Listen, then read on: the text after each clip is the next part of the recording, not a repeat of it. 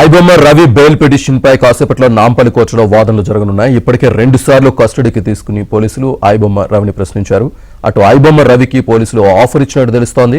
అతని తెలివితేటలను గుర్తించిన పోలీసు ఉన్నతాధికారులు విచారణలో భాగంగా పోలీసు శాఖలోకి వచ్చి సైబర్ క్రైమ్ విభాగంలో పనిచేస్తావా, మంచి జీతం కూడా ఇస్తామని అడిగినట్లు తెలుస్తోంది.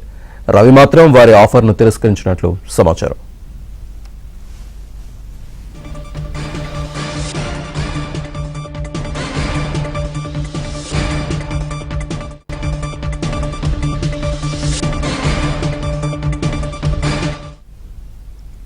పూర్తి డీటెయిల్స్ మా క్రైమ్ కరెస్పాండెంట్ ప్రవీణ్ అందిస్తారు. ప్రవీణ్, కొత్త సినిమాలను పైరసీ చేస్తూ సినీ ఇండస్ట్రీని గడగడలాడించినటువంటి ఐబొమ్మ రవి బెయిల్ పిటిషన్కి సంబంధించి మరికొద్ది సేపట్లో నాంపల్లి కోర్టులో విచారణ కొనసాగనుంది. ఇప్పటికే ఐబొమ్మ రవిని 2 సార్లు సైబర్ క్రైమ్ పోలీసులు కస్టడీకి తీసుకొని సుదీర్ఘంగా విచారణ జరిపిన తర్వాత చాలా కీలకమైనటువంటి అంశాలు ఐబొమ్మ రవి నుండి కూడా రాబట్టినటువంటి పరిస్థితి కనపడుతుంది. అయితే కస్టడీ ముగియడంతో ఐబొమ్మ రవిని జ్యుడిషియల్ రిమాండ్ కూడా తరలించడం జరిగింది. అయితే తనకు బెయిల్ మంజూరు చేయాలంటూ కూడా కొద్ది రోజుల క్రితమే ఐబొమ్మ రవి నాంపల్లి కోర్టును ఆశ్రయించడంతో మరికొద్ది సేపట్లోనే నాంపల్లి కోర్టులో బెయిల్ పిటిషన్కి సంబంధించి వాదనలు కొనసాగుతాయి. అయితే ఐబొమ్మ రవి వ్యవహారంలో ఆసక్తికరమైనటువంటి విషయాలు వెలుగు చూశాయి.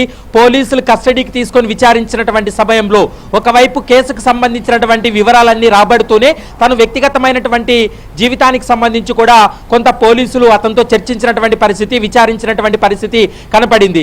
ఇంత తెలివితేటలు ఉన్నటువంటి ఐబొమ్మ రవిని సైబర్ క్రైమ్ పోలీసులు ఒక ఆఫర్ చేయడం జరిగింది. సైబర్ క్రైమ్లోనే తను పనిచేసేందుకు ఒక జాబ్ ఆఫర్ చేస్తున్నాము, సైబర్ క్రైమ్ పోలీస్ స్టేషన్లో నువ్వు పనిచేసేందుకు సిద్ధమా, నీకు మంచి శాలరీ ఇస్తామంటూ కూడా సైబర్ క్రైమ్ పోలీసులు జాబ్ ఆఫర్ చేసినప్పటికీ కూడా ఐబొమ్మ రవి దాన్ని సున్నితంగా తిరస్కరించాడనేటువంటి సమాచారం మనకు అందుతుంది. ఎందుకంటే పోలీసుల విచారణ సమయంలో కూడా ఐబొమ్మ రవిను ఇంత టాలెంట్ ఉన్నటువంటి వ్యక్తి దీన్ని మరొక రకంగా అంటే సమాజానికి ఉపయోగపడే విధంగా మార్చుకోగలిగితే నీకు మంచి పేరు వస్తుంది, కాబట్టి పోలీసులతో కలిసి పనిచేయి, నీకు మంచి ఆఫర్ ఇస్తున్నామని చెప్పినప్పటికీ కూడా ఐబొమ్మ రవి దాన్ని తిరస్కరించాడు.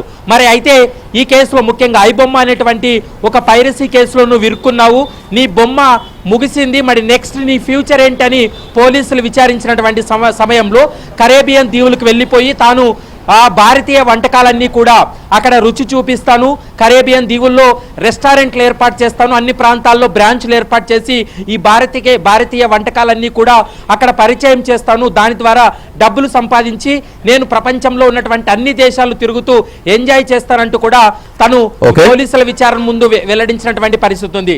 దాదాపు 20 కోట్ల రూపాయలు తను సంపాదిస్తే 17 కోట్ల రూపాయలు ఎంజాయ్ చేయడానికి ఉపయోగించాడు.